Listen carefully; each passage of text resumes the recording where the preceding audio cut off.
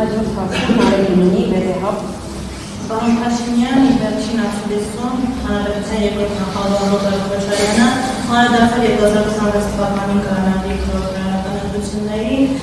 նախ յուրահատկություն ձեզ, նաև ձեզ էին գանձահամարում, դուք ընդդիմության եք գանձահամարում, նաև որպես իշխանություն եք ձեզ գանձահամարում, ասելով, որ այնքան եք տապալել ամեն ինչ, որ ընդդիմությունում եք շանսեր ունի, ավելի ձեր շանսերը զրկնահատելով, ասաց, որ առնվազն երկու ընդդիմադիր ուժ կան, որ միասին կկարողանան ՀԿ-ին ջախջախել, մեկը իրենք են և մյուսը Սամվել Կարապետյանը։ Ինչ եք կարծում, արդյոք դուք այնքան գանձ եք ընդդիմության հանրով կարող են ձեր սխալները ցույց դնելով ընդդիմությունը դառնալ իշխանություն և Սամվել Կարապետյանն ու Ռոբերտ Քոչարյանը արդյոք կկարողանան ձեզ հեռացնել դաշտից։ Այդ հարցերի պատասխանը կտա ժողովուրդը։ Դուք ձեր շանսերը ինչպես եք հիմնադրում անձամբ։ Գիտեք ինչ, քաղաքացիական պայմանագիր կուսակցության 7-րդ համաժողովի հռչակագրում արձանագրվել է, որ քաղաքացիական պայմանագիր կուսակցությունը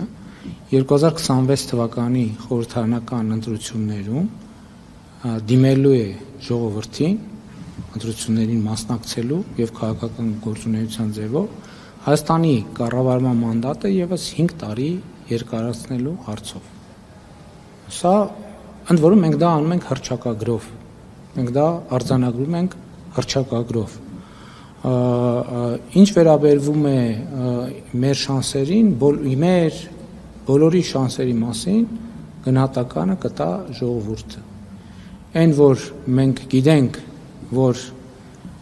ես ինքս ասացի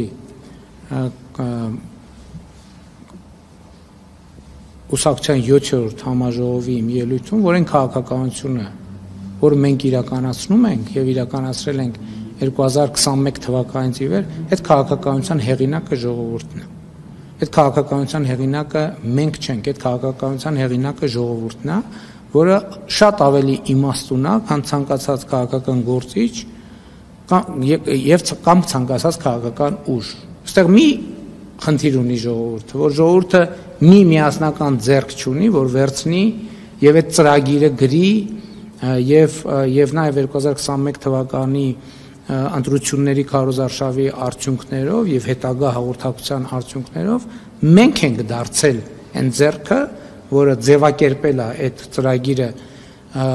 իրական Հայաստանի գաղափարախոսության տեսքով եւ իրականացնում է այդ ծրագիրը եւ ակնհայտ է ինձ համար, որ ժողովուրդը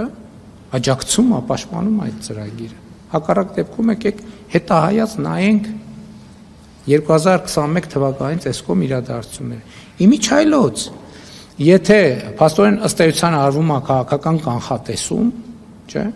Հիմա եկեք հետ գնանք, տեսնենք ինչ էին ասում այդ մարտիկ 2025 թվականի հունվարին։ Դե ի՞նչ է տեղի ունենալու։ Ամեն օր գուժում էին, որ պատերազմա լինելու եւ այլն։ Ես ինչ էի ասում։ Ես ասում եի Հայաստանի եւ Ադրբեջանի միջեւ չի լինելու պատերազմ։ Լինելու է խաղաղություն։ Գնանք 2024 թվականի հունվար, տեսնենք ինչ էին ասում։ Այսինքն, ինչի համար եմ ասում։ Ասում եմ, որպեսզի դուք գնահատեք ոմանց կանխատեսելու ընդունակություններ։ Իրենք 2021 թվականի ընտրություններին էլ էին այդ ասում։ Այդ չէին ասում։ Ասում էին, որ ձեր նշած անձը ասում էր, որ իրենք ասում են, որ պարտվելու են ընտրություններում։ Ասում են, որ քաղաքացիական պայմանագիրը հաղթելու է 2021 թվականի ընտրություններին։ Այդ մարդիկ ամբողջ համոզվածությամբ ասում էին, որ իրենք հաղթելու են ընտրություններին։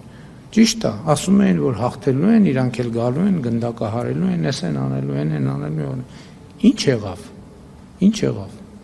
Եղավ են, ինչ եղավ։ Հաղթեց ով։ Հաղթեց ժողովուրդը։ 100% կարող եք վստահ լինել, որ 2026 թվականի խորհրդարանական ընտրություններում հաղթելու է ժողովուրդը։